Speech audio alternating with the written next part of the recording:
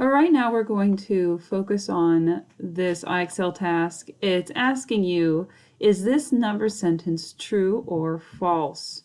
And we've got 24 divided by 3, and we want to know, does that equal 36 divided by 4? Well, our job here is to solve each problem and decide if our answers are equivalent. Well, let's focus on 24 divided by 3. If we don't know what 24 divided by 3 is, we can turn it around and say 3 times what is 24? And if you need to, do the multiples of 3 and count how many it takes to get to 4. Well, 24 divided by 3 is 8. Ooh, that's not a good color. Let me erase that so you can see my answer better. 24 divided by 3 is 8.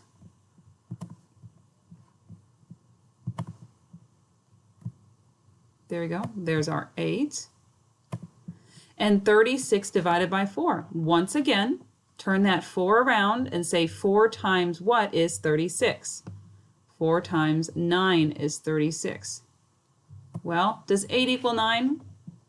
No, it does not. So these number sentences do not equal each other, so this is false. This is false.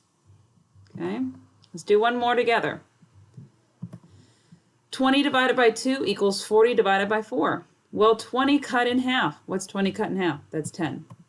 Okay? And 40 split into 4 groups. What is that? If I split 40 up 4 different ways, or 4 times what is 40? 10. Is 10 times 10, or sorry, is 10 equal 10? Yes, 10 equals 10. So this number sentence is true because 20 divided by 2 is the same thing as 40 divided by 4. Our answers are the same. Super. So that is how you are going to do this IXL task of deciding with the division sentences, are they true or are they false?